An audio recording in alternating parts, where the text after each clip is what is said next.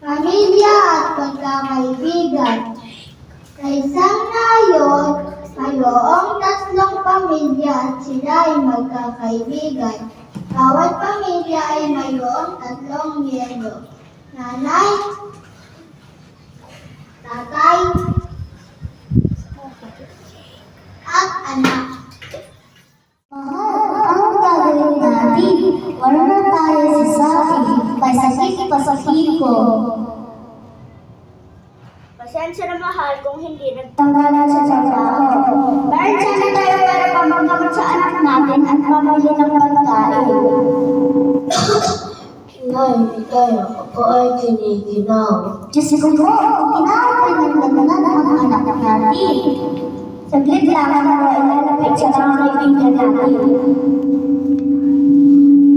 Kaya huwag po kayo magtatagal, nahihirapan na po ako.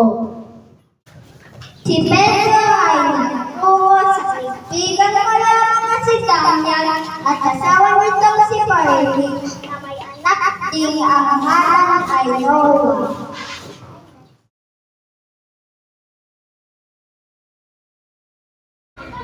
Pare-parehan, pare-parehan, maaari na akong humingi ng tulong sa inyo.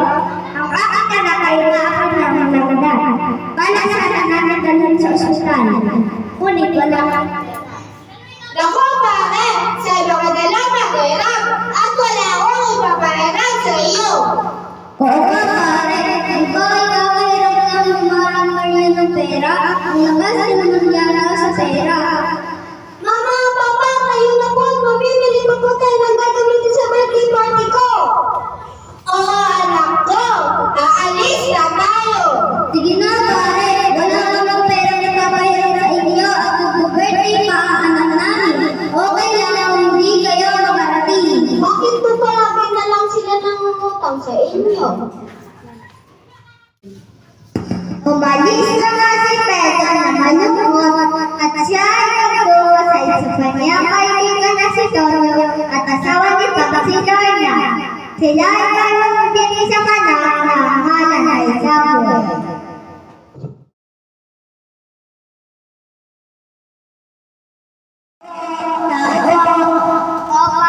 Pedro, ano ang iyong sadya? Kami sana ay paalis ng pamilya. Ay, ganun ba pare? Nakakaabala pala ako? Nako, pare, hindi naman. Ano ba kayo pag-inikod namin? Pare, magandang araw. Kamusta si Maria at si Kiko? Hello po ninyong Pedro, kamusta na po? Nakakahiya naman. Ako sana lang hihiram ng pera papa-hospital sa aming anak na si Kiko. Bakit naman na si Kiko? Inong, ano pong nangyari sa kaibigan ko si Kiko? Dahil na ako'y paglaga, nais namin dalhin sa ospital. Ako, kawawa naman pala ang kaibigan ko si Kiko. Nako pare, sa totoo lang, medyo may nagtatabi dito kami ni Samuel, pero... Anong pero? Kailangan muna natin mas malagagalguhan. Opo, tatay, tama po si nanay. Ipahiram na po muna natin sa kanila ang pera. Sige, ito pare, kumakagalan sa hospital si Kiko. Iwan na pare, balitaan mo kami. Maraming salamat sa mabuting puso ng inyong pamilya. Umalis si Pedro at dinala naman sa ospital si Kiko. Isang araw, noong nagkakagulo sa kanilang lugar, ay ingay at pagpapanik ang mga tao, ay si Rela ng pumpero ay humihiyaw na sa klolo. Sa klono ng mga kapitbahay! Nasusulog ang aming bahay! Tulong! Tulong! Tulong! Tulong! Para na! Ang aming anak na si Noah ay nasa loob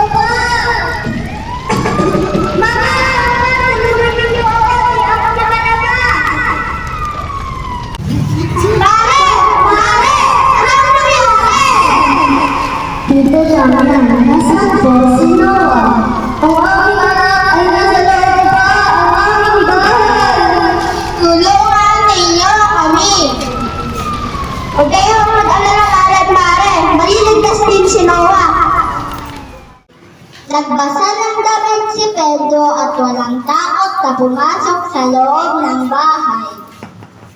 Mag-iingat ka, mahal. Ikay, mag-iingat po kayo.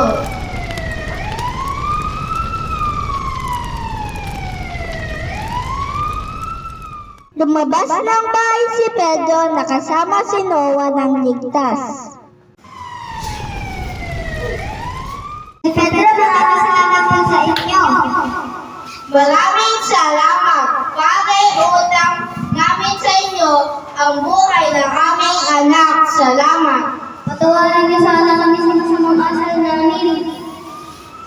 Ako din po, tito, tita at tito. Sana patawarin niyo din sana ako. Simula noon ay nagkasundo-sundo na ang magkakaibigan. Walang mahirap, walang mayaman. Antay-pantay na nagtutulungan. Ang mga kaibigan ay nagiging kasama sa pagharap sa mga pagsubok at nagbibigay ng lakas ng loob sa oras ng pangangailangan.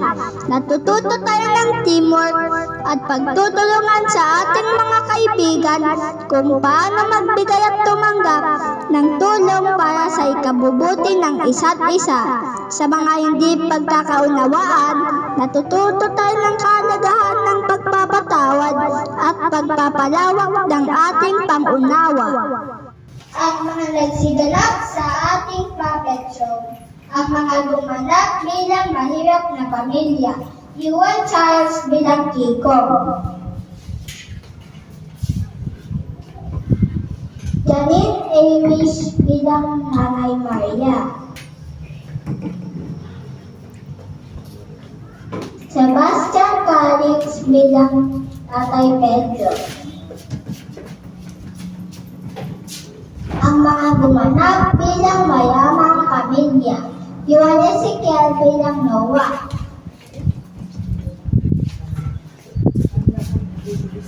Juan Irene bilang Mama Birdie, at Jeff Migo bilang Papa Damian. Ang mga gumanap bilang katamtamang pamilya, Jake Daniel bilang Samuel,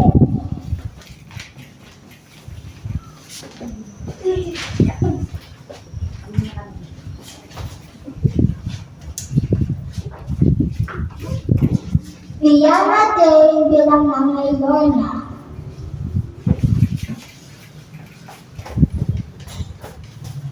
Elijah Mel bilang Tatay Tonyo at ang inyong tagapagsalaysay.